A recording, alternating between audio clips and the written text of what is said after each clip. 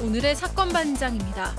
학폭 피해자의 복수를 다룬 드라마 더글로리를 연출한 PD가 학폭 가해자였다는 의혹이 제기됐습니다. 결국 해당 PD는 의혹을 시인하고 사과했습니다. 만화 검정 고무신 그림 작가인 이우영 작가가 세상을 떠났습니다. 이 작가의 유가족은 최근 저작권 소송으로 힘들어했다고 전했습니다. 뾰로롱 안녕하십니까. 아유 오늘도 드릴 말씀이 많아가지고요. 쓸데없는 얘기는 훌쩍 건너뛰려고 했는데 자 백 변호사님. 깜짝아. 네. 예. 아 건너뛰시지 왜 또 갑자기 오세요? 예, 제가 네. 드릴 말씀이 있습니다. 네네. 아 왜 우리나라 떨어졌어? 아 근데 왜 우울하게 시작하기 전부터 그래요? 지금 우울해 죽겠어 야구팬을 시작해서 지금. 아 그러니까 우리 백성문 변호사님도 우리 박지훈 변호사님 못지않게 정말 야구 전문가고 또 프로야구 그렇죠. 많은 선수들하고 또 친분이 깊으시잖아요. 그러니까요. 야 진짜 떨어졌어. 그러니까 이 말씀은 곧 뭐냐? 어 아 잠시 후 중국이랑 뭐 하잖아요. 이거 뭐라 그런 거죠? 그러니까 아니 그러니까 들어봐 좀. 그거 네. 또 너무 그렇게 노골적으로 알았어, 얘기하면 노골적으로 나 안 욕 할게요. 먹어요. 네, 그러니까요. 네, 그러니까 아무튼 중국이랑 하잖아요. 그거 이기든 말든 그냥 상관없는 거잖아요. 네, 탈락 확정됐습니다. 그러니까요. 오늘 그 낮에 호주하고 체코전에서 호주가 이겨버린 바람에 끝났죠. 그러니까 뭐 호주가 경우의 수가 사라졌어요. 그러니까요. 네. 그러니까 마음 편하게 이 사건 마냥 보시면서 화면만 다른 데 틀어놓고 보시든가 그렇게 하셔도 될 것 같습니다. 아유 참 제가 참 참아 할 수 없는 하고 얘기를. 싶었던 얘기였잖아요. 그러니까. 그죠? 아유 참 그러니까요. 눈치도 좀 빨라 그냥 아유. 알겠습니다. 빨리빨리 시작하죠.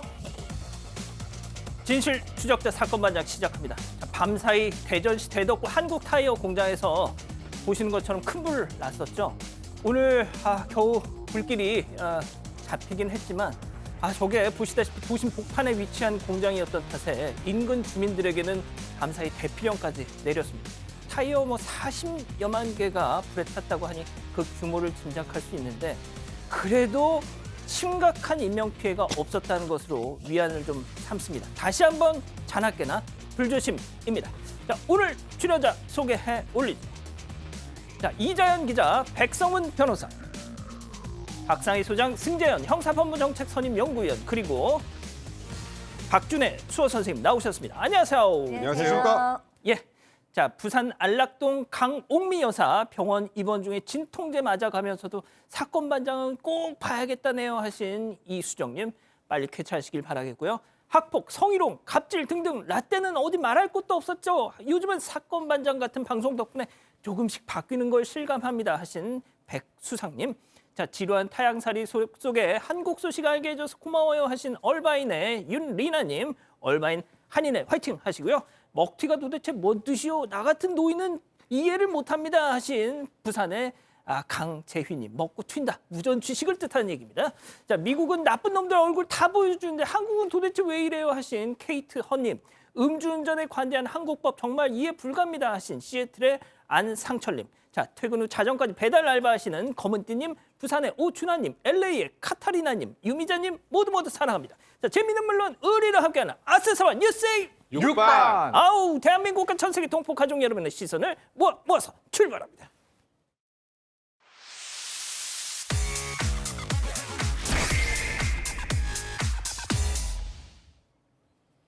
첫 번째 뉴스 가보죠.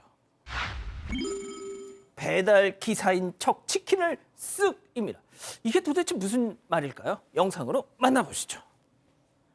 자, 회색 바지 라이더 저렇게 입장합니다. 골목으로 쓱 들어가죠. 예, 잠시 후 다른 라이더 치킨집 앞에 주차하고 들어갔어요. 자, 그리고 회색 바지 라이더도 뒤따라서 저렇게 들어갑니다. 자, 앞서 보셨던 먼저 들어간 라이더 주소 확인하고 영수증 보고 들고 가죠. 자, 아까 회색 바지 라이더도 또 뒤이어서 들어오더니 자기 거 들고 갑니다. 자, 이게 뭐가 문제인데 싶으시죠? 자, 지금 저 동그라미 회색 바지 라이더 도둑놈이었습니다. 라이더 흉내를 낸 도둑놈. 자, 세상에 정말 이런 식의 절도 행각이 있을 거라고는 상상도 못했습니다. 네, 저게 지난 10일 오후 7시쯤에 일어난 일인데요. 서울 강북구의 한 치킨집입니다. 이 번호판도 안 단 오토바이를 타고 이 남성이 오더니요. 배달기사인 척 포장돼 있는 2만 원 상당의 치킨을 가져간 겁니다. 그런데 업주는 이 남성이 한두 번 해본 솜씨가 아닌 것 같다고 주장을 합니다. 왜냐하면 이 가게가 한가할 땐 안 오고요. 이 당시에 한일전 경기가 있다거나 아니면 가게가 굉장히 바쁘다거나 이런 시기만 골라서 온다는 겁니다. 이뿐만이 아니라 보통 배달기사님들은 가게 바로 앞에 오토바이를 대는데 이 남성은 가게 옆에 골목에 오토바이를 대고 앞에 있는 인도에서 가게가 바쁜지 안 바쁜지 이렇게 상황을 좀 살피다가 다른 배달기사가 들어올 때 따라 들어온다는 겁니다. 평소에 이 가게도 배달 대행업체를 사용하고 있기 때문에 음식 포장을 완료하면 기사가 가져가는 시스템입니다. 그런데 이 픽업을 잡은 기사가 나 왔는데 왜 음식이 없죠? 이렇게 물어보는 바람에 CCTV를 돌려보고 저렇게 절도 사실을 알게 됐다고 합니다. 아, 그러니까 이게 정말 일단 오토바이 번호판 안 달고 있었고 또 막 가게 주문 몰릴 그럴 때만 와서 저렇게 했다. 자, 백 변호사님. 네. 뭔가 이게 이 규칙이 있습니다, 이게. 이거 한두 번 해본 솜씨가 아니죠. 굉장히 자연스럽잖아요. 근데 이 업주 사장님이 곰곰이 생각해보니까 작년에도 똑같은 피해를 당했던 거예요. 그러니까 작년 3월이었는데, 3월 30일에. 그래서 그 당시에 이제 CCTV 지금 우리가 보고 있는 지난해 3월에 CCTV 캡처본을 보니까 바지 모양이 좀 비슷하더라. 아하. 그래서 동일범으로 추정된다라고 하십니다. 아까 동일범이라고 저희가 단언하기 좀 어렵습니다만. 예. 근데 이제 문제는 조 치킨집 바로 건너편이 경찰서랍니다. 세상에. 그럼 바로 신고하면 되잖아요. 근데 그 당시에 한번 신고했을 때도 이게 뭐 워낙 소액이기도 하고 경찰에서도 번호판이 잘 보이지 않는다. 이래서 그냥 넘어갔었는데 근데 혹시 지금 이 사람이 제가 좀 전에 말씀드렸던 것처럼 한두 번 해본 솜씨가 아니라면 예. 이곳 말고 다른 곳에서도 충분히 비슷한 범죄를 저질렀을 가능성이 있으니까 그렇죠. 유사한 피해를 보신 분들이나 혹은 이런 피해 예방을 위해서 필요하다는 생각으로 영상을 공개했다고 하셨는데 저는 제가 누차 말씀드리지만 이런 소위 말하는 먹튀 사건이 생길 때 이번만 안 잡히면 나는 괜찮아라고 생각하는 이 범죄자들 이거는 제가 보기에 워낙 피해가 소액이기 때문에 경찰에서 수사를 열심히 하기 힘든 한계가 있어서 그런 거거든요. 이런 사건일수록 경찰이 꼭 범인을 잡아야 이런 일들이 재발하지 않을 거라 생각됩니다. 그러니까 말이죠. 자, 다음 뉴스도 이어가겠습니다. 강지섭 JMS 탈퇴 인증입니다. 자, 드라마 하늘이 시여를 통해서 일약 스타덤에 올랐던 배우 강지섭 씨. JMS 신도라는 의혹이 제기가 됐고요. 솔직히 저희에게도 이런 제보가 들어왔었는데 결국 직접 입장을 내놨더라고요. 네, 지금 이제 JMS 신도였던 것은 맞다라고 얘기를 했습니다. 그런데 지금은 나왔다라고 얘기합니다. 대학교 때 이제 굉장히 힘든 시기가 있었는데 그때 이제 전도하는 사람들이 와서 전도를 했고 일반 교회인 줄 알고 가서 힘든 시기를 넘겼다. 그런데 나중에 이제 이 교주가 자신을 신격화하는 느낌이 들어서 이미 4, 5년 전에 나왔다, 탈퇴했다라고 밝혔고요. 저 지금 보이고 있는 저 오른쪽에 액자를 예전에 치웠어야 되는데 그게 이제 JMS에서 쓰는 무슨 그림 액자인가 봐요. 그거를 치우지 못하고 창고에 두었던 걸 잘못했다라고 얘기했고 이런 추악한 일이 있었으면 인지하지 못하고 있었다라고 얘기했습니다. 자, 그런데 말이죠. 어제 JMS 교단 내에서 2인자로 통하는 어떤 목사가, 여성 목사가 정명석 씨의 범행이 일부 맞다, 내가 확인했다 이렇게 어떻게 보면 양심 선언을 했더라고요. 네네. 사실 공식 방송 플랫폼에 올라왔는데요. 방금 말씀 주셨다시피 후계자로 지칭하는 2인자가 JMS 정명석 총재의 범행을 일부 인정하는 내용의 동영상의 편집본이 올라왔습니다. 아마 이 동영상 분당에 있는 한 교회 예배 안에서 나오는 어떤 동영상을 편집본으로 올렸는 건데요. 두렵지만 진실을 쳐다볼 수 있어야 한다면서 사실상 넷플릭스 다큐에 나오는 후속 보도를 인정했습니다. 정 씨는 교단 내 성폭행을 알고 있었는지에 대해서는 어렴풋이 알았다. 하지만 내가 처음 이 교단에 들어왔을 때가 17세다. 이성적으로 아무것도 모르는 사람이 무엇을 알았겠느냐라고 하면서 고로 알았어도 몰랐다라는 이야기를 합니다. 또 성폭행을 막기 위해서 노력을 했는데 그 여자들이라면 정명석 총재 옆에 3m 반경 안에 들어오지 못하도록 막았다. 이런 이야기를 하면서 한편으로는 자기 책임을 좀 회피하는 뉘앙스의 발언을 하기도 했습니다. 이후 예배 후에 열린 참석자들의 모임에서는 이러한 정명석 총재의 성폭행 사실의 많은 부분을 인정하는 듯한 모습도 보였다. 이런 말씀드리겠습니다. 그렇군요. 알겠습니다. 자, 다음 뉴스도 이어갈게요. 29층 아파트 유리창에 구멍입니다. 자, 인천 송도의 아파트에 살고 계신 사방 가족께서 직접 제보해 주셨는데요. 함께 보시죠. 자, 굉음과 함께 깨진 유리창. 무언가 빠르게 날아들어서 박힌 듯 저렇게 사방으로 쩍 갈라져 있는데 29층 아파트입니다. 새도 공도 아니면 도대체 무슨 일이 있었던 걸까요? 자, 이 기자, 당시 상황 좀 정리해 주시죠. 네, 일단 제보 주신 사반 가족분께서 인천 송도의 아파트 29층에 삽니다. 그런데 지난 10일 오후 4시쯤에요. 저렇게 굉음과 함께 거실 중앙 유리가 동그란 구멍이 난 채로 발견이 된 겁니다. 아무리 봐도 이 제보자 입장에서는 이게 원거리에서 조준 사격한 총기 사고인 것 같다 이렇게 주장을 하고 있는데 이 당시에 입주자인 이 제보자는 거실에서 일을 보는 중이었습니다. 어허. 그런데 이 창문이 깨진 모양새로 볼 때 만에 하나 창문이 열려 있었고 아이고야. 그 앞에 사람이 서 있었다면 맞아요. 정말 큰일이 날 수도 있었던 상황인 겁니다. 그래서 이 제보자는요. 만약에 이게 공기총이나 아니면 사제총기에 의한 사고라면 정말 심각한 인명피해로도 이어질 수 있을 것 같다면서 제보를 주셨습니다. 근데 뭘 발견을 했다고요, 저기서? 네, 뭐 사실 13일 날 인천 연수구에 있는 경찰서에 따르면 오후에 1층에서 한 8mm 정도 되니까 1cm 저 손톱 정도 되는 쇠구슬 2개를 발견을 했다라고 합니다. 근데 이 쇠구슬 딱 만났으면 이거 어디서 살 수 있느냐 분명히 찾아봤을 거잖아요. 근데 일반적으로 쇠구슬은 흔히 구매할 수 있는 것으로 확인되었다라고 합니다. 그래서 쇠구슬 2개 국립과학수사연구원에 정밀 감식을 맡겼다는데요.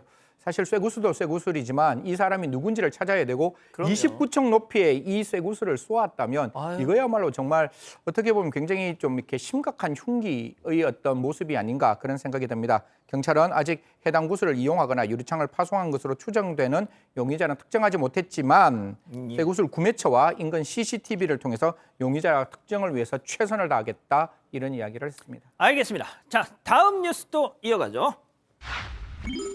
김세론 거짓 알바 논란입니다.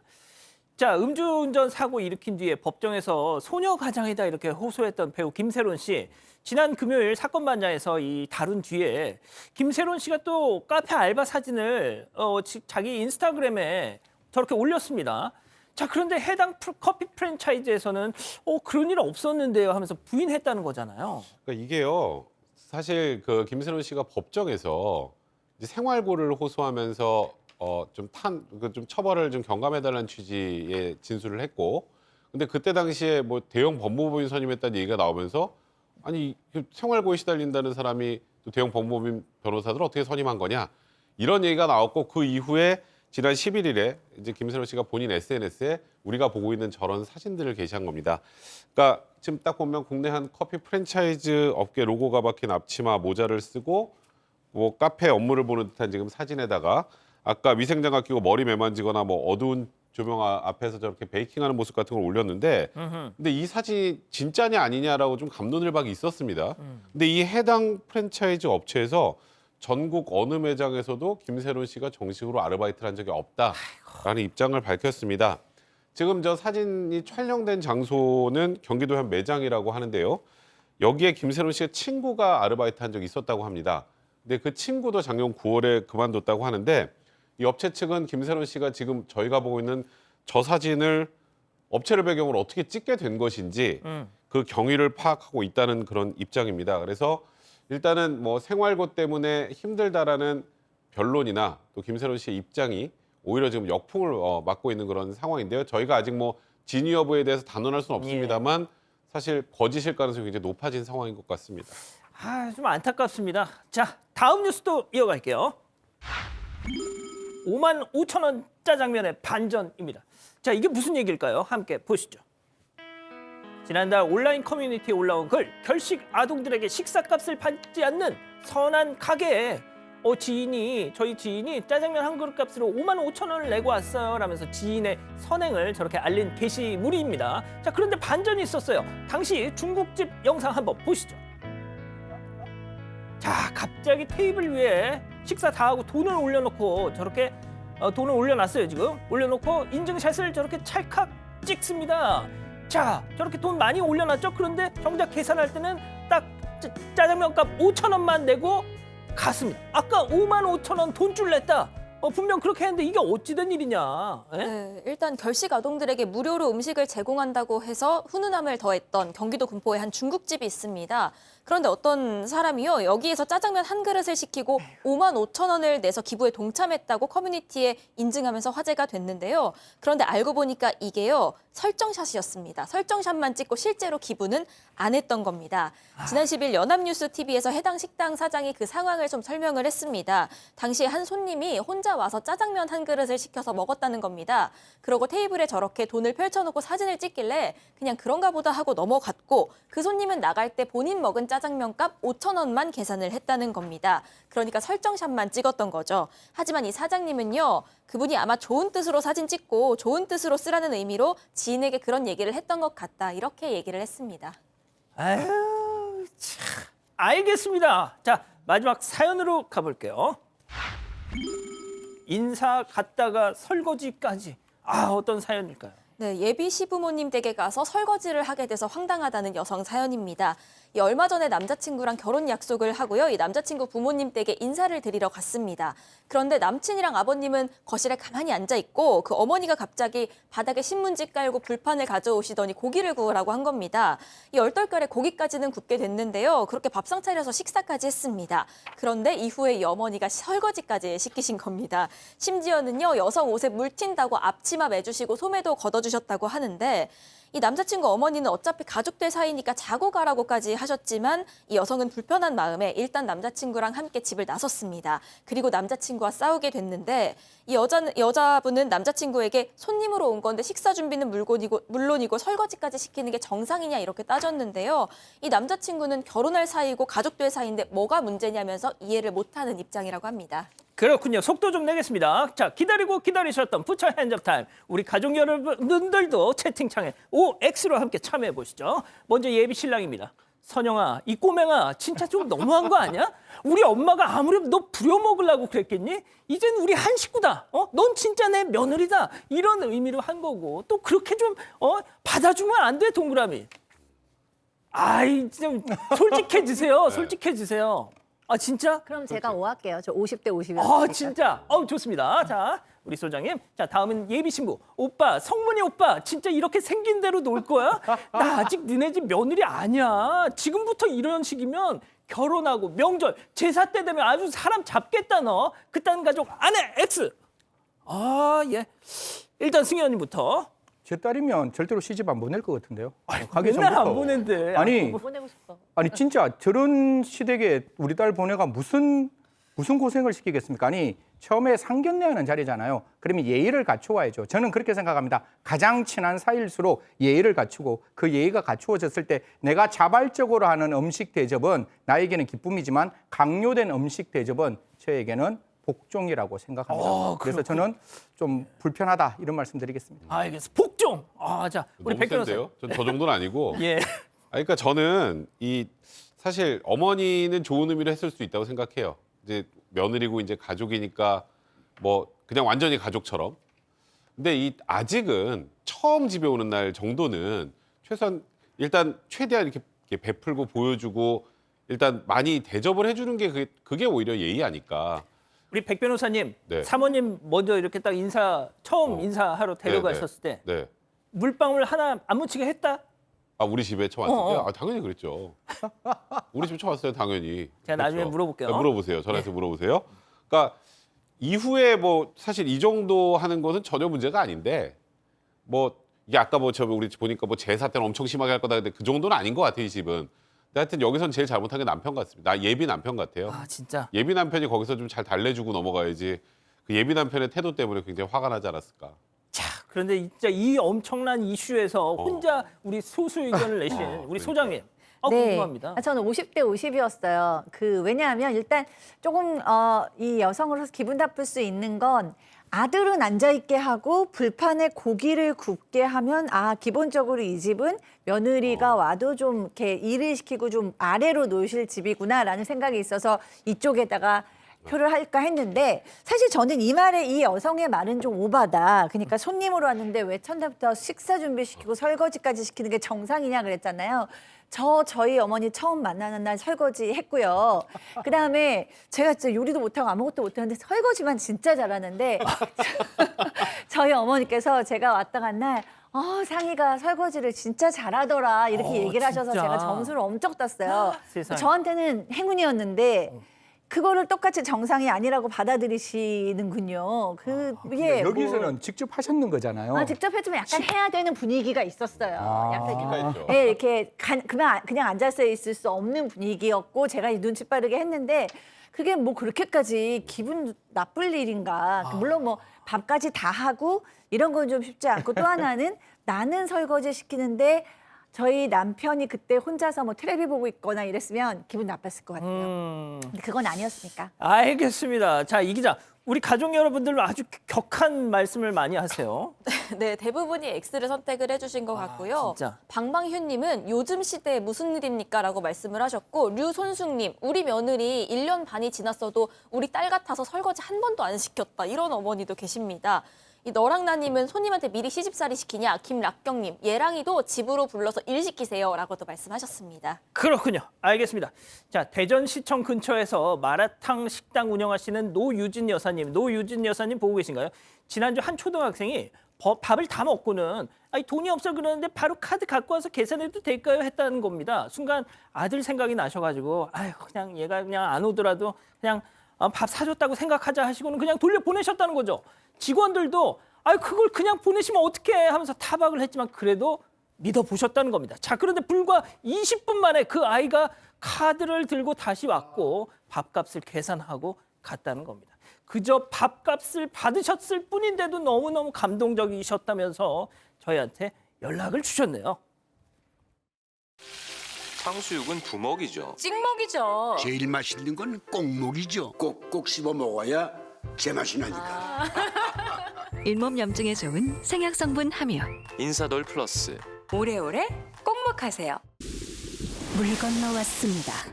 미식 전국 태국에서 교촌을 만나러 타마린드 소스와 크러쉬드 페퍼의 태국식 매운 감칠맛. 교촌 방콕 전보윙. 시즌 한정 메뉴.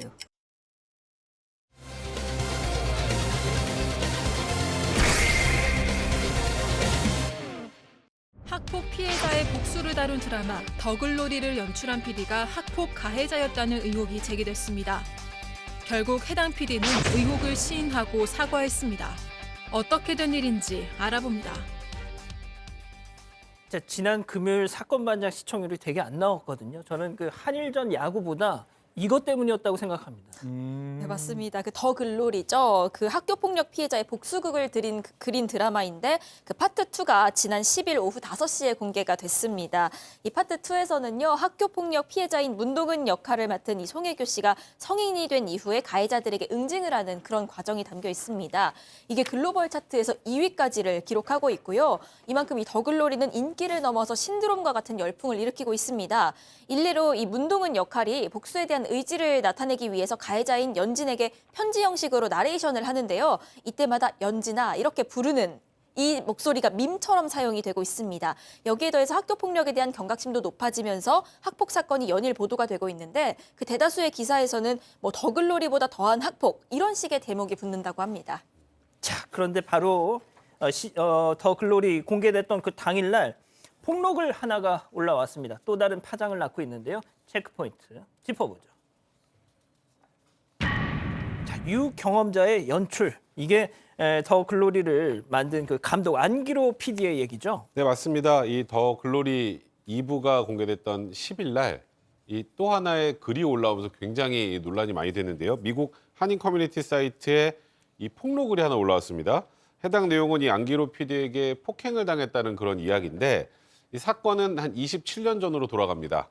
1996년에 이제 본인이 필리핀에서 학교를 다니던 중에 당시 고3이었던 안 PD가 중2였던 자신의 동급생인 여학생하고 교제를 했었고 아하. 동급생들이 그 여학생 그러니까 안 PD의 여자친구를 놀리니까 안 PD가 자신과 다른 친구를 불러내서 뭐 폭행을 했다.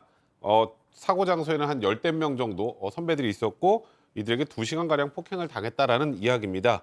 또 폭행 중간에 안 PD가 뭐 함께 있던 다른 사람들에게 뭐 칼을 가져와라, 뭐 쑤셔버린다, 뭐 이런 협박까지 했다 이런 주장을 한 겁니다. 일단 제보자는 너무 끔찍한 일이었지만 시간이 지나서 많이 잊어버렸었는데 어느 날 필리핀에서 같은 학년이었던 친구한테 더 글로리를 만든 사람이 안 PD라는 얘기를 들었고 아하. 정말 가해자가 기억을 못해서 그런 건지 학교 폭력을 다루는 드라마 PD라는 게 너무 분하고 어이없어서 글을 올렸다라면서 논란이 된 겁니다.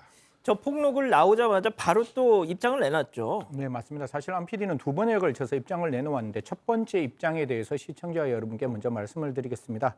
이 일이 있자마자 안 PD는 이런 이야기를 했습니다. 내가 필리핀에서 1년 동안 유학한 거는 맞다. 하지만 한인 학생들과 물리적인 충돌로 엮인 적은 없다라고 이야기를 하면서 아무리 생각해도 그런 일은 없었다. 그다음에 누군가를 무리지어 때린 기억은 없었다라고 첫 번째 반론을 내세웠습니다. 자, 그런데 말이죠. 그 1996년 당시 필리핀에서 안 PD와 교제를 했다는 전 여자친구가 직접 등판을 했습니다. 네, 굉장히 의외였어요. 전 여자친구니까 안 PD 좀 편을 들어주지 않을까 하는 생각이 들었는데 내용은 완전 반대였습니다.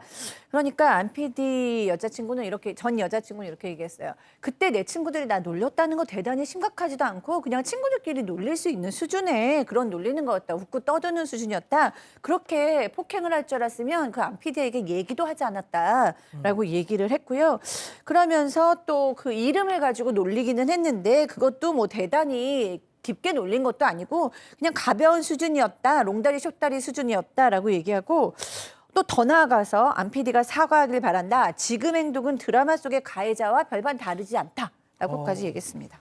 그러니까 이제 그때 충분히 그럴 만한 했던 놀림을 받아서 당시 내 남자친구였던 안 PD가 그렇게 했던 거야라고 얘기를 한 게 아니라 네.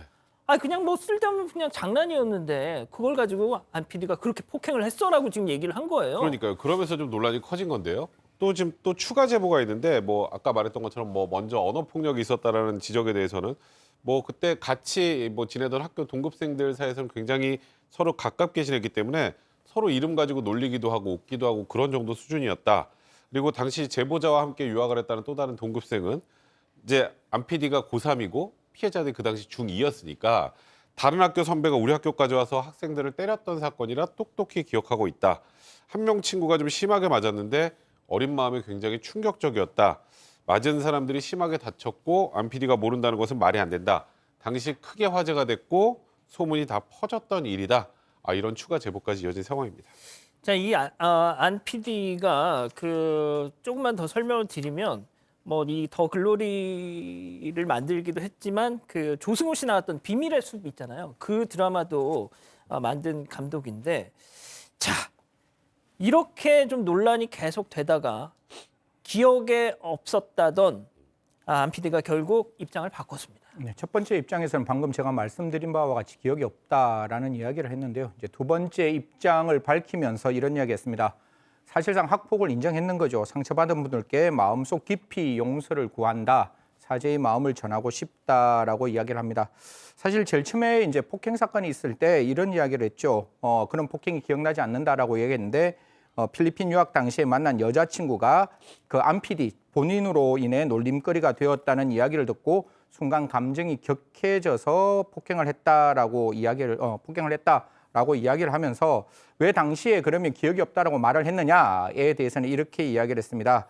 당시 친구들을 수소문해서 학창 시절 시간을 수없이 복기를 했고 본인의 기억이 희미한 데다가 사건을 왜곡해 인식하게 될까 봐 두려웠다라고 이야기를 했습니다. 이 다음 이제 이야기가 조금 저희들이 지켜봐야 되는 건데요. 이게 그냥 학교 다니면서 일회적인 어떤 폭행으로 그쳤는지 아니면 지속적인 폭행이 있었는지에 대해서 이렇게 질문했습니다. 지속적인 학폭이 있었다는 점을 인정하느냐에 대해서는 그 변호인 측이 지속적인 폭력 부분에 대해서는 따로 언급할 내용이 없고 입장문으로 답변을 대신하겠다라고 이야기를 했습니다. 자, 소장님이 조금 뭐 말씀 좀 해주시죠. 이게 하필이면 학폭을 다룬 드라마를 만든 사람이 저런 논란에 휩싸였다는 것 자체가 말이죠. 네, 지금 의견은 상당히 좀 양쪽으로 나뉘어져 있는 상황 같습니다. 그런데 어쨌든 안 PD가 잘못한 거 두 개는 전 있다고 생각해요. 하나는 어쨌든 학폭이 있었다.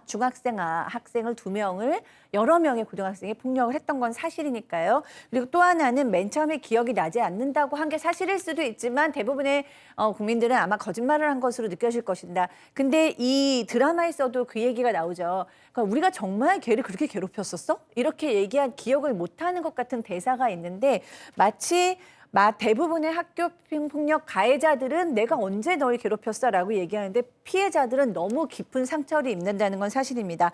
다만 그래도 이제 뭐 신체 놀림을 받았었다거나 뭐 후배가 그런 놀렸다는 점 이런 것들로 많은 그래도 사람들은 피해자 이해하기도 한다라는 의견도 많은 것 같습니다. 예. 자, 그리고 제가 이 말씀을 꼭 좀 드리고 싶었어요. 저희가 그 모 방송국의 그 트로트 오디션 황영웅 씨 학폭 뭐 이런 소식 전해드리면서 어떤 분들이 야 JTBC 너희 문제에 대해서 너희 왜 얘기를 안 하고 있냐 이런 지적을 좀 하신 분들이 계셨는데 자 일단 그거는 우리 이 기자가 좀 소개를 해주시죠. 네, 그 JTBC의 그 아이돌 서바이벌 프로그램인 피크타임 여기에 출연하는 김현재 씨에 대해서 학폭 의혹이 제기가 된 바가 있습니다. 하지만 이 당사자인 김현재 씨는 상당히 강하게 부인을 했는데요. 뭐 억울함과 결백을 밝혀내겠다 이렇게 얘기를 했습니다. 이렇게 주장이 맞부딪히는 상황에서 제작진이 결단을 내렸습니다. 이 제작진 측은요 단시간 안에 명확하게 종결될 수 있는 사안이 아니라는 판단 하에 김현재 군이 프로그램에서 하차하는 것으로 결정했다 이렇게 밝혔습니다. 예, 확인이 되지 않았지만 논란이 불거진 만큼 시간을 더 끌 수가 없어서 피크타임 제작진 측은 그렇게 결정을 한 겁니다. 자, 첫 번째 사건 이렇게 정리하고요. 두 번째 사건 이어갑니다.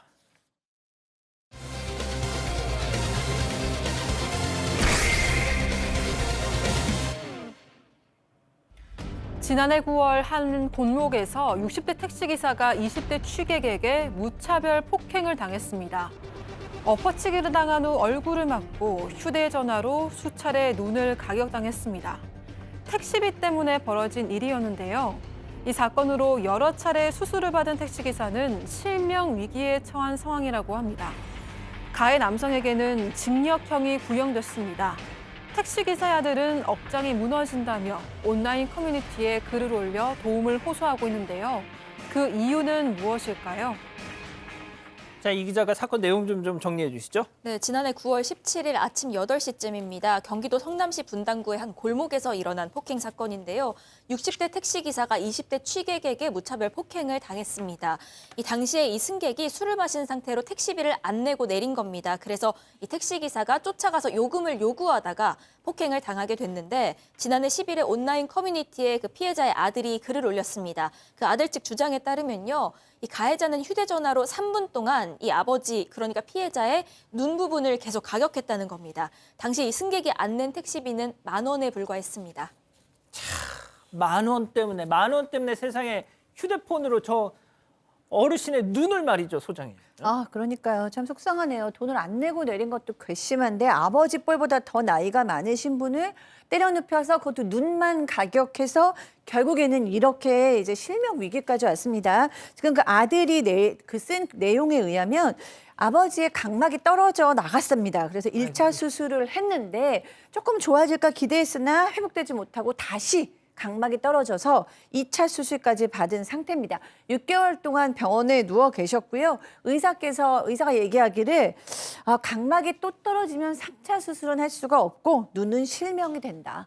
그래서 지금 그 결과를 2차 수술 결과 기다리고 있습니다. 저 가해자의 자기 혐의는 인정했어요. 일단 피해자 아드님의 주장에 따르면 이제 아버지에게 이렇게 눈에 3분 동안 휴대전화로 가격을 하고 나서 이제 그리고 그냥 자리를 뜨려고 하니까 아버님께서 막 거기서라고 외치니까 그러셨겠죠. 거기에 아버지에게 비열한 웃음을 하고 우리가 보통 얘기하는 가운데 손가락을 들어서 욕설을 하는 욕설까지 했다고 합니다. 그래서 경찰이 다음 날 바로 이 가해자의 집을 찾았고요. 그러니까 가해자는 금방 특정이 됐던 것 같습니다. 근데 집에 사람이 없는 것처럼 숨어서 나오지 않았었다고 하고 일단 현재는 지금 피해자분의 아드님의 주장입니다. 그리고 다음 날 기억이 안 난다. 내가 그런 일이 있었냐? 그리고 일주일 뒤에 경찰서에 와서 조사를 받았다고 합니다. 경찰에 붙잡힌 이 남성은 술에 취해서 기억이 안 난다. 우리가 늘 정가의보도처럼 많이 듣던 얘기죠. 예. 근데 이제 CCTV를 경찰이 들이미니까 그제서야 혐의를 인정했다고 하고 본인은 요즘에 모바일 택시 어플리케이션 통해서 택시 부르면 택시가 자동 결제되는 경우들이 있잖아요. 예. 자동 결제됐다고 착각을 했다. 이 남성에게는 현재 특수사명의 혐의가 적용돼서 재판에 넘어가 있는 상황입니다. 지금 백 변호사님이 소개한 이 가해자의 얘기가 얼마나 웃긴지 한번 들어보세요. 폭행한 건 글쎄요 술에 취해서 기억이 잘 안 납니다. 그런데 자동 결제된 거는 또 기억이 난대요. 아마 선별적 그 음주가 아닌가 그렇게 생각이 드는데 사실 진짜 저는 음주로 폭행하는 거는 제가 옛날에 술을 먹고 성폭행하는 거 가중처벌하겠다라고 이야기하고 양형 기준에 그렇게 올라왔는데 저는 음주를 해서 사람에게 폭행하는 거 가중처벌해야 되지 않을까 그렇게 생각합니다. 지금 이 가해자 이런 말을 했죠. 처음에는 이제 기억이 나지 않고 뒤에 어플리케이션에 이제 결제했는 줄 알고 그것 때문에 이제 폭행을 했다라고 하는데 이게 합의의 문제가 있잖아요. 지금 그 아버지께서 굉장히 눈을 실명할 위기에 있기 때문에 병원비나 치료비가 이제 필요한데 이 사람 이렇게 이야기를 했답니다. 나는 돈이 없다. 그래서 초범이고 내가 뉘우친다면 집행유예를 받을 수 있으니 나는 진역을 살겠다라고 이야기를 했다라고 합니다. 아마 그 아들의 입장에서는 이 사람이 즉 가해자가 음주 상태였고 심신미약 및 초범이니 그 가해자가 집행유예 생각하면서 이렇게 뒤로 절대로 합의를 하지 않았다라고 이야기를 하는데요.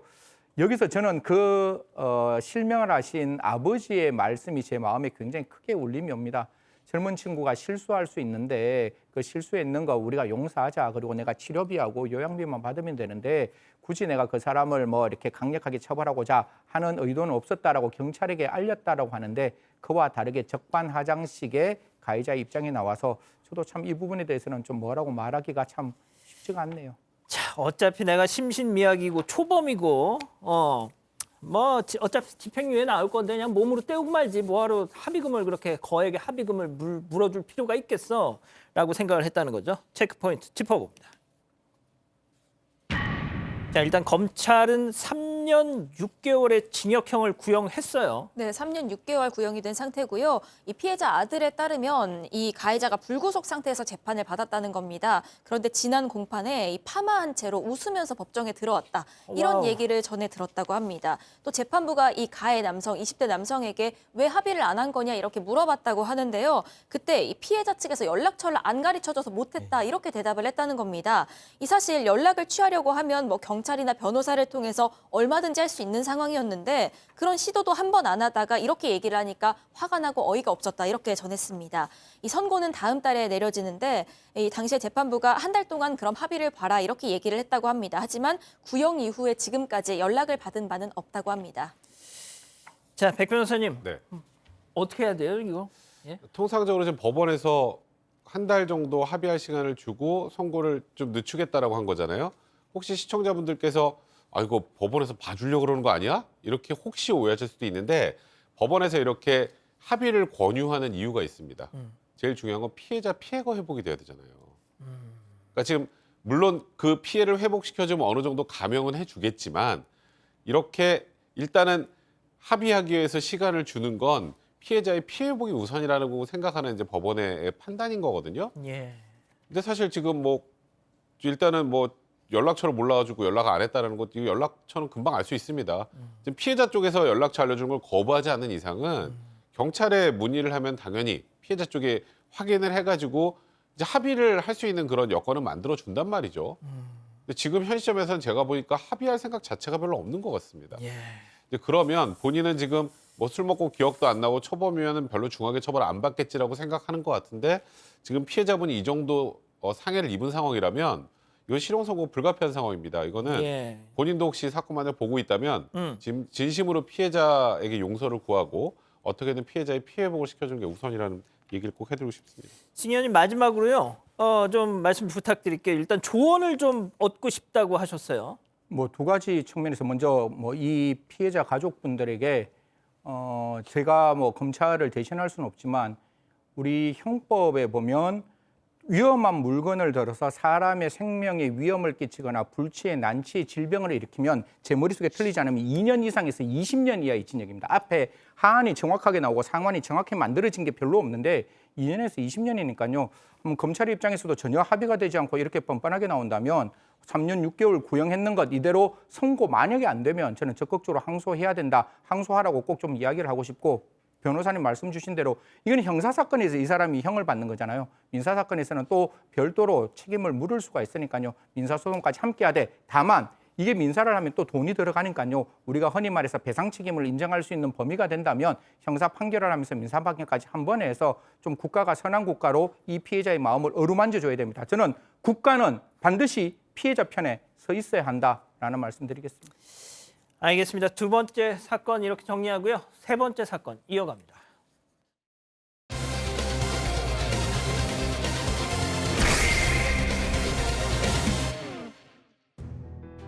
만화 검정고무신 그림 작가인 이우영 작가가 세상을 떠났습니다. 이 작가의 유가족은 최근 저작권 소송으로 힘들어했다고 전했습니다. 이 작가를 둘러싼 소송을 짚어봅니다.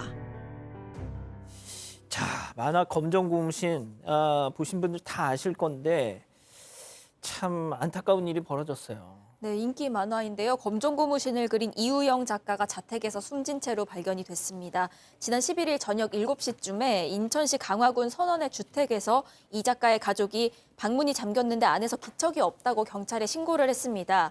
이 경찰이 소방당국과 함께 출동해서 강제로 방문을 열었는데요. 이 작가는 이미 숨진 상태였다고 밝혀지고 있습니다.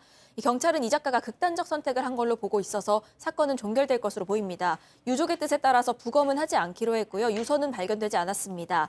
다만 유족들은 경찰 조사에서 평소랑 다름없이 대화를 했는데 최근 저작권 소송 재판을 다녀온 뒤에 스트레스를 받았던 것 같다. 이렇게 진술을 했습니다. 자, 지금 뭐 우리 가족 여러분들도 아우 정말 너무너무 즐겨보던 만화였는데 지금 충격을 많이 받으신 모양이에요.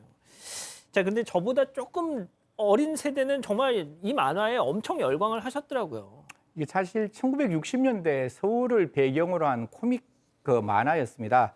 초등학생을 다니는 기영이와 중학교를 다니는 기철이였을 거예요. 기철이 두 사람이 이제 나와서 서울을 가족을 중심으로 코믹하게 이제 가족 생활을 그린 만화 중에 하나였는데 연재 기간이 1992년부터 2007년까지입니다. 무려 45권의 이제 만화가 나왔고 1960년대 아까 제가 말씀드렸다시피 복고풍 어린이 만화였는데 이게 영상화까지 됐습니다. 만화가 영상화돼서 KBS 애니메이션으로 4개 시즌이 만들어졌고 극장판 애니메이션도 2편이나 만들어졌던 어떻게 보면 진짜 이렇게 마음속에 오래 남는 만화였다 이렇게 말씀드리겠습니다. 알겠습니다. 자, 일단 백 변호사님, 네. 이게 정말 뭐 하나 이렇게 만화가 뜨면 그 원소스 멀티 유즈라고 해서 막 여러 가지 상품이 그렇죠. 나오잖아요. 뭐 캐릭터 상품도 있고 여러 가지 그리고 또 이 검정고무신처럼 정말 대유행한 만화 같은 경우는 더 그런 경우가 많죠. 근데 지금 일단은 2004년경부터 이 검정고무신을 출간했던 곳이 이제 형설이라는 곳인데 여기서 이제 이영일 작가와 고 이우영 작가와 접촉을 해서 그 2007년 10월경에 이 출판 권리를 형설이 이제 관리를 하고 이제 만화를 출판하는 권리를 말씀드리는 겁니다. 뭐 작가들도 여기에 동의를 해서 손해배상 조항을 추가해서 이제 사업권 계약서라는 걸 작성을 했는데 이 검정고무신이 만화잖아요. 이게 미술품은 아니니까 이게 좀 저작권 보호에 어느 정도 한계가 좀 있어서 작가들과 협의해서 이제 저작권위원회에 이 저작사로서 형설과 함께 이렇게 등록을 한 건데 일단은 이우영 작가가 본인이 군대에 있을 때는 이 동생이 연재를 대신했기 때문에 동생 지분까지 요청을 좀 했었고 그래서 검정고무신에 대한 지분은 형설 쪽에서 36%, 또 이영일 작가 27%, 이우영 작가 27%, 그리고 이우영 작가의 동생이 10%를 갖게 됐습니다. 근데 이제 분쟁의 시작은 이제 이우영 작가가 이 2018년에 이 검정고무신 지분을 다시 돌려달라라고 형설에 요구를 하면서 이제 시작이 된 거고요. 형설 측에 이제 이우영 작가는 본인이 직접 사업을 하겠다. 그러니까 이 조금 전에 제가 2007년에 만들어졌다는 이 사업권 계약서는 다 무효다라고 주장을 하면서 KBS, 세한동화, 뭐 라이센싱 사업자들한테 이 계약서 무효이니 본인과 함께 해야 된다라고 지금 내용 증명까지 보내고 있었던 그런 상황이었습니다. 자, 일단 이 계약 내용을 놓고 법적인 분쟁이 막 시작이 된 겁니다. 세 번째 사건 체크포인트 짚어보죠. 제주는 작가가 도는 회사가 이렇게 정해봤습니다. 이 관련해서 이우영 작가가 생전에 직접 올렸던 영상들이 있습니다. 잠깐 보고 가시죠. 사건에 대해서 원 저작자인 제가 사업 대행 출판사 겸 회사로부터 피소를 당한다는 이 상황이 되게 낯설고 모르시는 분들이 많아요. 제가 말도 안 되는 계약을 종료하자라고 하면서부터 소송이 진행이 된 거거든요. 정말 터무니없는 계약 조건, 분기별로 정산 내역서라고 하는 게 이제 오는데 또 살펴보니까 10만 원이 분기별 제 수입이라고 생겼다고 해가지고 보내왔더라고요. 자, 결국 이제 정산을 제대로 못 받았다는 내용 같아요. 네, 그 내용을 보면 일단 계약이 이루어지면서 원작자의 몫이 너무나 적다. 그러니까 애니메이션을 만들 때는 원저자에게 이제 3%만 주었다고 해요. 그 좀 어려운 계산법에 따랐다고 하는데 그 계산법에 따라서 보면 검정 고무신을 KBS와 함께 만들었을 때 형제 작가가 4년 동안 받은 돈이 겨우 435만 원이었다고 합니다. 아하. 4년 동안입니다. 그리고 또 형설이 제출한 작가별 계약금 지급 내역에 따르면 2014년 1분기부터 2020년 1분기까지 6년이죠. 이때까지 정산받은 것이 1,042만 원. 그러니까 좀 예. 굉장히 좀 소액을 받기는 했습니다. 예. 그러니까요. 일단 뭐 원작자가 그 자신의 어떤 그 원작자로서의 이 권리를 제대로 행사 못하고 들으신 것처럼 뭐 이렇게 관련 상품도 많이 나오고 뭐 극장에서 상영 많이 보고 그러는데 정작 나한테 떨어지는 돈은 얼마 없다. 자, 그런데 거기에 한 걸음 더 나가서 이 출판사 측이 이 작가에게 민사소송까지 냈다는 거잖아요. 네, 이 형설 출판사 측이요. 이우영 작가가 이 허락도 없이 다른 곳에서 이 검정 고무신 캐릭터를 등장시키는 만화를 그렸다. 이런 이유로 1억 원의 민사소송을 제기를 했습니다. 이에 대해서 이 작가는요. 원작자인데 왜 캐릭터 대행에서 허락을 얻어서 만화를 그려야 하는지, 왜 피고인의 몸으로 재판을 받아야 하는지 어리둥절하기만 하다. 하지만 순리대로 잘 해결될 거라고 믿고 있습니다. 이런 내용의 인터뷰를 하기도 했습니다. 예. 그러니까 내가 만든 캐릭터고 내가 만든 만화인데 그걸 내가 그렸더니 고소를 당했어요. 왜 너 함부로 그렇게 그림을 그리냐고. 이런 얘기죠. 자, 승현님. 네네. 그리고 이 작가가 이렇게 좀 안타까운 선택을 하기 며칠 전에 유튜브에 댓글을 올리셨더라고요. 뭐 지금 시청자 여러분께서도 도대체 이게 무슨 일이냐라는 생각이 드시죠. 내가 만들었는데 계약을 맺어서 그걸 다른 사람에게 넘기면 나는 그걸 사용할 수 없는 상황이 되는데 지금 한 치킨 브랜드에서 이러한 어떤 이 작가의 그림, 검정 고무신에 관련된 캐릭터를 조금 쓰겠다라고 이야기를 했는데 이걸 어떻게 이야기를 했는가 하면 형설 출판사하고 이미 얘기가 다 됐기 때문에 굳이 우리가 문제가 되지 않는다. 만약에 어떤 문제가 발생하면 책임지겠다고 해서 계약을 맺은 것뿐이다라고 이제 했다라고 합니다. 이거를 접한 이제 이 작가 이렇게 이야기를 했죠. 원작자를 피고인으로 만들어 재판을 걸어놓고 막무가내로 캐릭터 사업을 하면서 법적으로 문제가 없다 하니 뒷말이 참 마음을 진짜 답답하게 하는데요. 그 작가 역시 마음이 답답하다. 촌동네 나와 있는 표현이니까 그대로 말씀드리겠습니다. 양아치도 이들보다는 낫지 않을까라고 이렇게 답답한 말씀을 토로를 하셨습니다. 저런 얘기를 하고 나서 며칠 뒤에 그런 선택을 하셨다는 건데, 자, 일단 출판사는 뭐라고 합니까? 일단은 출판사 측에서는 뭐 일단은 그렇게 계약이 됐으니까라는 뜻입니다. 그렇게 계약이 됐으니까 문제가 없다. 그리고 검정 고무신 만화하고 애니메이션 우리가 똑같다고 생각하잖아요. 이건 별개다. 애니메이션 캐릭터는 원작을 수정 보완한 것이니까 별개이고, 그러니까 이거에 대해서는 형설이 권리를 갖는다는 취지인 것 같습니다. 그리고 이와 관련해서는 문체부의 표준계약서 나온 이후에 나온 것이기 때문에 불공정 계약도 아니다. 그러니까 법적으로는 아무 문제가 없다. 백 변호사님, 지금 근데 이 법적인 걸 따지기 전에 네. 이게 좀 일단 이 정서상 이게 그렇죠. 받아들여지기가 좀 그렇잖아요. 그러니까 제가 뭐 이 지금 계약이 불공정하다, 불공정하지 않다를 제가 입으로 말씀드리기 참 어려운 문제지만 이제 통상적으로 원 저작자가 어떤 캐릭터로 엄청나게 히트를 치면 제일 돈을 많이 벌어야 될 사람은 누굴까요? 처음으로 만든 사람이 캐릭터를 하죠. 창설한 사람이겠죠. 예. 근데 실제로 그런 경우가 별로 없습니다. 그러니까 이거는 뭐 법적인 문제라고 해야 할지 아니면 계약 관행의 문제라고 해야 될지 모르겠지만 동화 구름빵 작가님도 비슷한 일이 네, 있었잖아요. 맞습니다. 그래서 이 부분에 대해서는 뭐 대부분 불공정한 계약이라고 보고 있는 것 같습니다. 만화계나. 근데 이런 관행이나 이런 것들이 사라지지 않으면 이와 유사한 분쟁, 이런 유사한 사건들은 계속 발생할 수밖에 없을 것 같습니다. 예, 좀 안타까운 소식이었네요. 자, 세 번째 사건 이렇게 정리하고요. 별별 상담소 이어갑니다.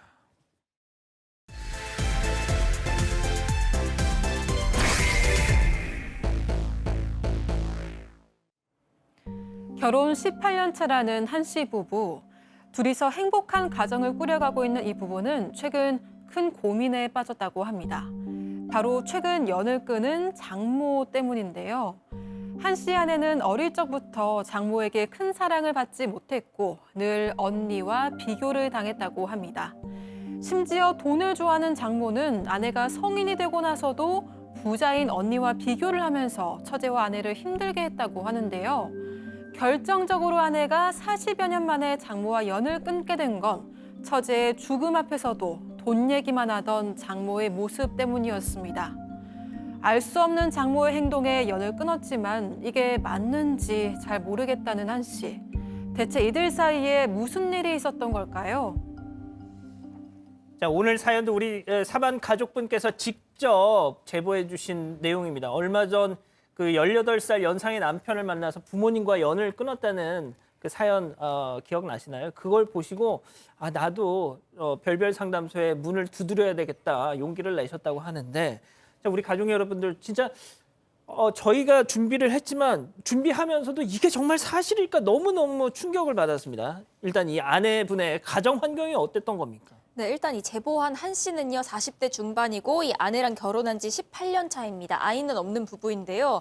이 한 씨가 보기에 결혼하기 전에 아내는 굉장히 좀 항상 밝고 씩씩한 모습이어서 누가 봐도 굉장히 사랑을 듬뿍 받고 자란 그런 딸처럼 보였다는 겁니다. 하지만 아내의 가정 환경은 사실 그렇지 않았습니다.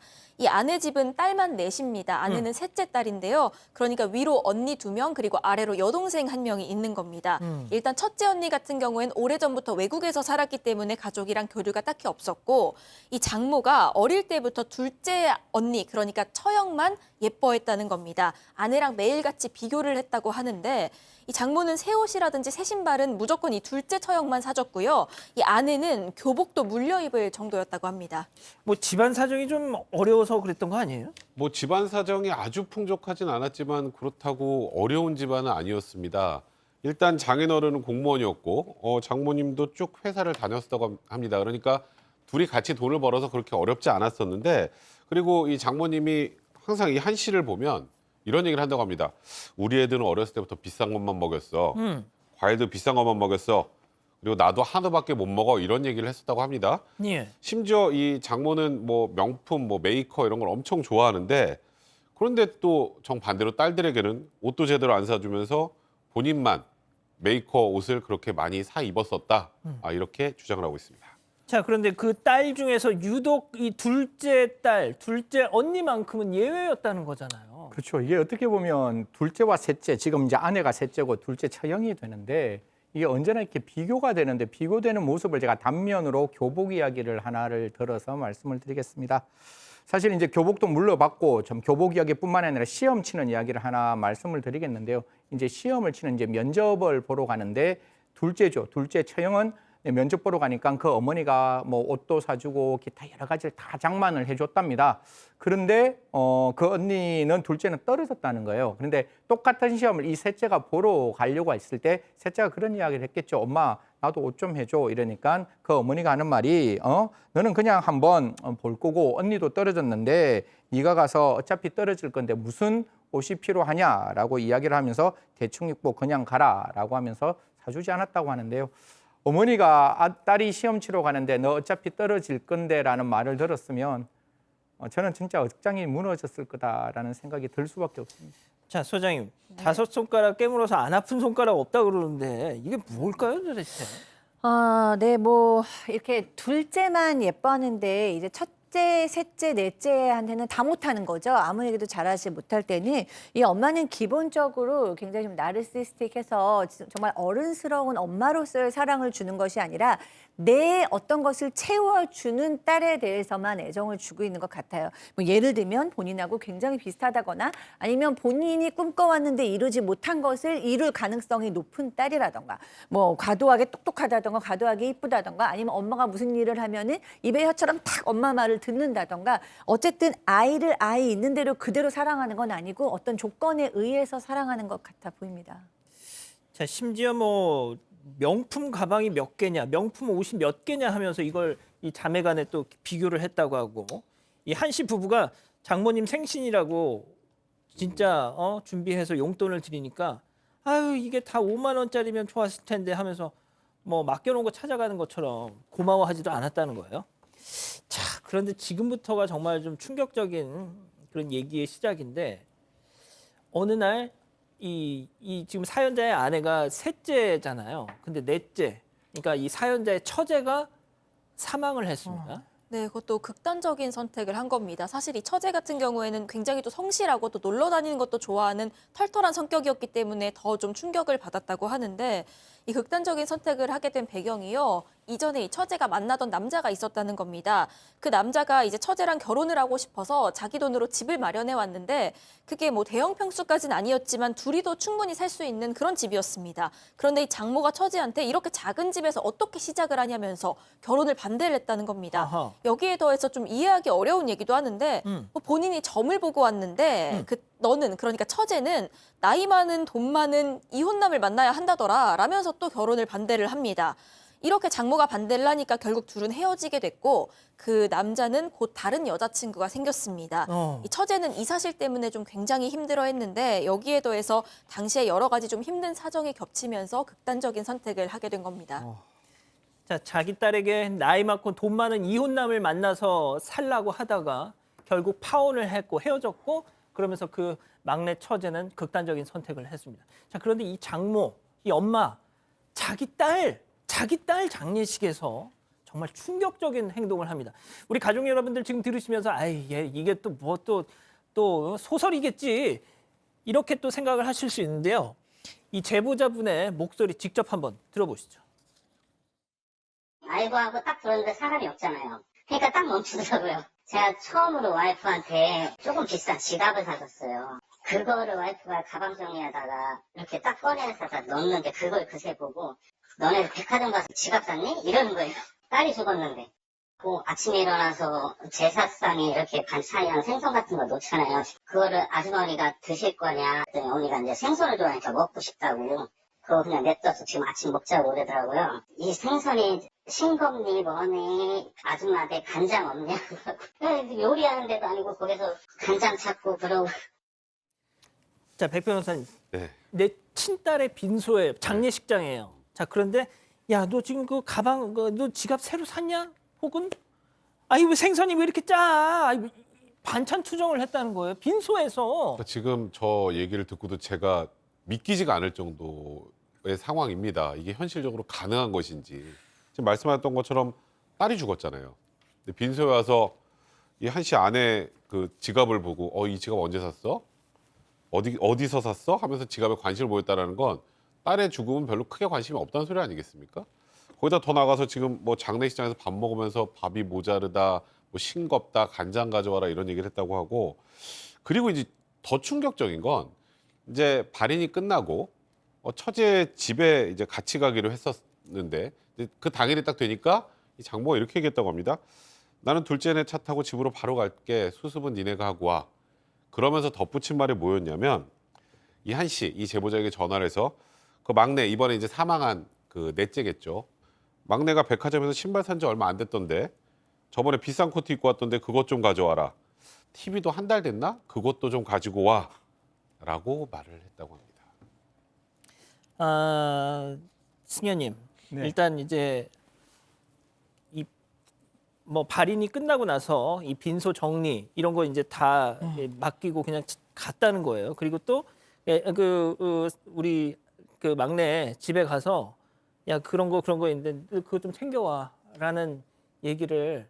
그러니까 제가 이 제보자분의 메일을 제가 처음 읽었는데 그러니까 이게 약간 좀 맥락이 이게 좀 이어져야 제가 이해를 하죠. 그러니까 한 몇 번을 읽었어요. 이해가 안 돼서 이게 사실일 거라고는. 예? 저희들도 이제 오기 전에 이제 기본 이제 이 내용을 읽어보고 오잖아요. 저도 오늘 별별 상담소는 한 10번을 읽었는 것 같습니다. 도대체 이게 정말 이럴 수 있을까라는 생각을 많이 하는데 누구든지 사람에게는 인지상정이라는 게 있잖아요. 그리고 사람이 황망하게 사망을 하게 되면 순간적으로 사람이 넋이 나갑니다. 넋이 나가면 평소에 생각했던 것보다 비상식적으로 생각하는 경우가 있어요. 그런데 지금 이 상황은 그게 아니잖아요. 어떻게 보면 가장 이성적으로 가장 합리적인 판단을 하는데 제가 진짜 이 말을 지금 제가 해야 되는 게 맞는지 모르겠지만 나와 있으니까 제가 말씀을 드리면 영정사진은 재수 없으니까 그거는 놓고 오되 집에 있는 가장 비싼 그런 물건들만 가지고 오라라고 이야기를 했다라고 하니까요.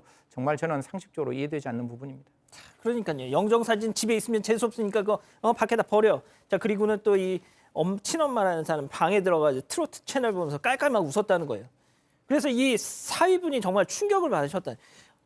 소장님, 네. 뭘까요 도대체 이 심리는? 네, 저도 굉장히 좀 고민하면서 생각을 해봤는데 이제 이 정도 되면은 일단 상식적이진 않다는 건 이제 확실한 팩트고요. 예. 그렇다고 해서 뭐 조현병인가라고 생각해 보면 조현병은 아닌 것 같고 뇌손상인가라고 봐도 일상생활한 거면 뇌손상은 아닌 것 같죠. 그리고 이것이 아이들이 어렸을 때부터 이런 어떤 한 명만 이뻐하고 애들은 다 자기는 명품 입고 아이들은 뭐 교복 이렇게 물려입으면서 차별하고 이랬을 때 만성적으로 굳어진 것도 확실한 거죠. 그래서 저는 기본적으로 이 사람은 성격장애인 것은 확실하다라는 생각이 들었고요. 성격장애는 여러 가지 성격장애가 있습니다. 근데 그중에서 이제 우리가 늘 사건 반장에서 많이 다뤘던 반사회적 성격장애라는 그 증상을 시청자 여러분들께서도 많이 들으셨을 거예요. 반사회적 인격장애 안에 사이코패스가 들어갑니다. 그런데 이 반사회적 인격장애 성격에 굉장히 중요한 게 남을 학대하거나 공격하거나 거짓말을 하거나 해를 가한 후에 양심의 가책을 느끼지 않는다라는 것이 있어요. 그래서 굳이 심리적으로 이 여성을 파악해 보면 굉장히 반사회적 성격 장애를 갖고 있는데 그 현상이 집안에서 나타난 것이 아닌가. 그래서 자녀임에도 불구하고 공감하지 못하고 양심의 가책 느끼지 못하면서 일종의 학대를 하면서 살아왔고 그래서 딸이 죽었음에도 불구하고 철저하게 본인의 이득이나 본인의 기분만 중요한 나르시스틱한 면도 굉장히 많은 그런 정도로 해석해야 되지 않을까 싶습니다. 자, 백 변호사님. 네. 그 저런 친엄마, 저런 친정엄마, 저런 네. 장모 어떻게 같이 삽니까? 못 살죠. 그러니까 사실 그래서 결국 뭐 지금은 이제 교련하고 연을 끊었다라는 건데 어떤 일이었었냐면 이제 처제 기일에 이제 납골당을 장모하고 함께 같이 가려고 했었는데 명절 때나 뭐 가지고 지금 가 그렇게 얘기를 했다고 합니다. 이것도 좀 이해가 안 되는데요. 그래서 아니 그럼 우리라도 좀 다녀오겠습니다 했더니 이 장모 말하는 게 고스톱이나 치자. 거기서 조금이라도 남아있던 정까지 다 떨어져서 연을 끊게 됐다고 하는데 뭐 법적으로 이제 뭐 우리가 뭐 호적판다 이런 얘기 하잖아요. 법적으로는 불가능합니다. 예. 현실적으로 과연 이 장모 혹은 이 엄마하고 과연 이 한 씨하고 아내가 가족으로서 관계를 계속 유지할 수 있을까요? 예. 현실적으로 불가능한 이야기인 것 같습니다. 자, 일단 뭐 사위분의 제보에 의해서 저희가 지금 이 내용을 전해드렸는데 일단 그럼 별별 상담소 오늘의 궁금증 짚어보죠. 자, 처제의 죽음에도 너무너무 정말 이해할 수 없고 매정한 이 장모 연을 끊으셨어요. 일단은 끊으신 상태인데 그런데 참 그럼에도 이 천륜의 정이라는 게 뭔지 그래도 고민이시라는 거 아닙니까? 승희 언님부터 좀 짧게 한마디씩 좀 부탁드릴게요. 사실 이 장모가 이 두 사람의 가정에 대해서 뭔가 해코지하는 건 아니고 이 장모가 가지고 있는 기본적인 어떤 인성에 대한 문제점이 있는 거기 때문에 저는 개인적으로 한번 장모에게 그냥 탁 터놓고 이야기를 좀 했으면 좋겠다라는 말씀드리겠습니다. 이게 이렇고 이게 이런데 이런 부분이 정말 이해가 안 된다. 그 부분에 대해서 어떻게 생각하냐. 그게 고쳐지지 않으면 우리도 어머님을 더 이상 볼 수 없는 거 아니냐. 이 부분에 대해서 좀 강력하게 장모의 장인이 있다면 장인과 함께 그리고 주위에 있는 그 큰딸 그다음에 둘째 딸, 셋째 딸이 같이 모여서 한번 이야기를 했으면 좋겠다는 말씀드리겠습니다. 자, 소장님도 좀 짧게 네, 부탁드립니다. 저는 연을 끊어야 하는가, 연을 끊지 않아야 하는 것이 그렇게 중요하다고 생각은 들지 않습니다. 중요한 건 이 장모가 상당히 만성적인 성격의 문제를 가지고 있다는 걸 인지하시고 기대 자체를 안 하시는 것이 정신 건강이나 마음에 좋을 것으로 생각이 듭니다. 자, 백 변호사님요. 어차피 대화가 되지 않을 것 같습니다. 이게 다 사실이라면. 뭐 승희 의원님 말씀처럼 그래도 마지막 지푸라기라도 잡는 심정의 대화를 하는 것도 제가 뭐라 안 하겠습니다만 이 지금 저희가 설명한 내용, 우리가 믿기지 않는 내용이 다 사실이라면 현실적으로 같은 가족 관계를 유지할 수 있을까? 저는 현실적으로 불가능할 거라 생각합니다. 그러니까 말이죠. 자, 이 기자 일단 이 사위분의 제보였고 주장입니다. 반론이 있었으면 좋겠어요, 제발. 자, 우리 가족 여러분들 반응 좀요. 일단 김경채님 포함해서 정말 많은 가족분들께서 친딸이 맞는지 진지하게 궁금하다 이런 말씀을 좀 해주셨습니다. 현실이 아닌 것 같다, 뭐 검사해봐라 이런 의견들이 있었고요. 이준희님, 딸 아니고 남이 죽어도 그렇진 않겠다라고도 말씀하셨고 이 금나와라 뚝딱님, 핏줄이라고 해도 도저히 안 될 땐 끊을 건 끊어야 합니다라고도 말씀하셨습니다. 그렇군요. 알겠습니다. 자, 별별 상담소 이렇게 정리하고요. 글로벌 픽 이어갑니다.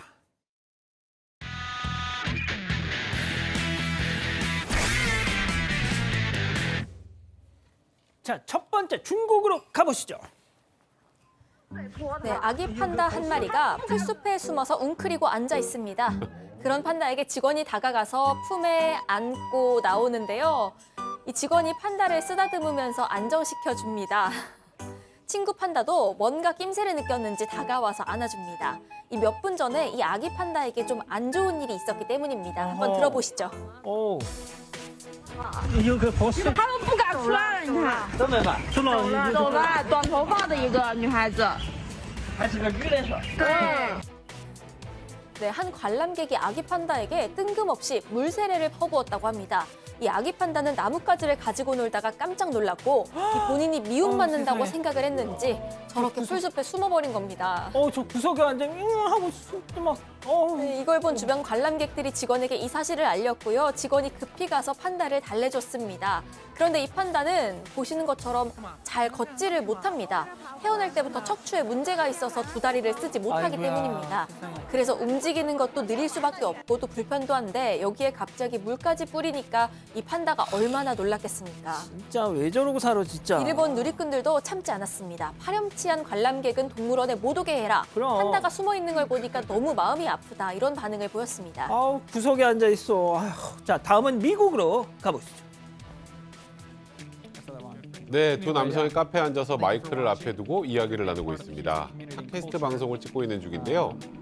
진행자가 방송을 마무리하기 위해서 시청자들에게 인사를 하는 순간 뒤에서 갑자기 SUV가 쾅! 네. 자, 당시 상황 한번 보시죠.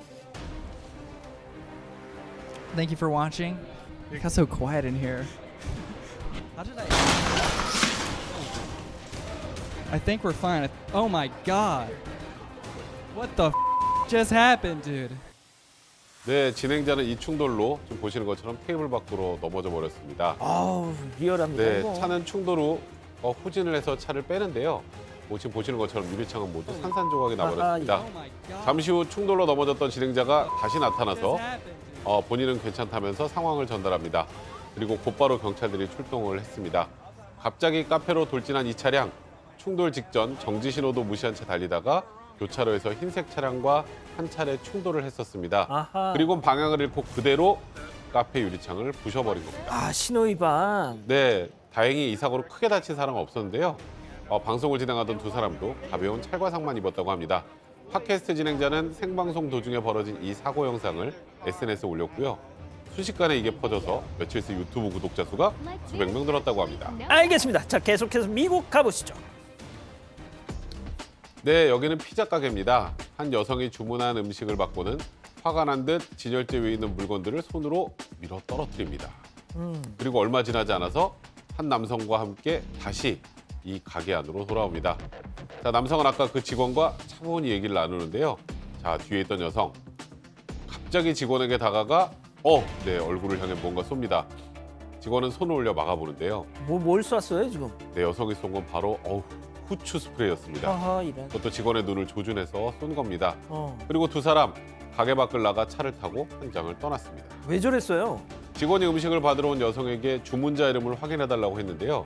그리고 음식을 꺼냈는데 이 여성은 꺼진 휴대전화 화면만 보여주면서 주문 확인을 해주지 않았었다고 합니다. 회사 방침상 주문 번호를 확인하고 음식을 줘야 하는데 이 여성은 거부하고 본인이 주문한 음식만 달라 이렇게 떼를 쓴 거죠. 직원이 확인해달라고 재차 이야기했지만 여성은 화만 냈고 직원은 어쩔 수 없이 음식을 건네줬지만 그 이후에 저런 봉변을 당하고 말았던 겁니다. 아, 왜 화를 내? 확인해서 주면 되는 걸. 그러니까 직원은 여성이 나가고 1분 뒤에 검은 마스크를 쓴 남성이 주머니에 손을 넣고 가게에 들어왔는데 혹시 주머니에 총이 있지 않을까 두려움에 떨어야 했다고 했습니다. 아. 후추 스프레이를 눈에 맞은 이 직원은 병원에 다니며 치료받고 있고요. 그들을 꼭 잡아 고소하고 싶다고 전했습니다. 그렇군요. 알겠습니다. 자, 사랑하는 사건 반장 가족 여러분, 따뜻한 밤 보내시고요. 저희는 내일도 별이 6개 판 4반 6반 저녁 6시 반에 다시 옵니다. 안녕히 계십시오.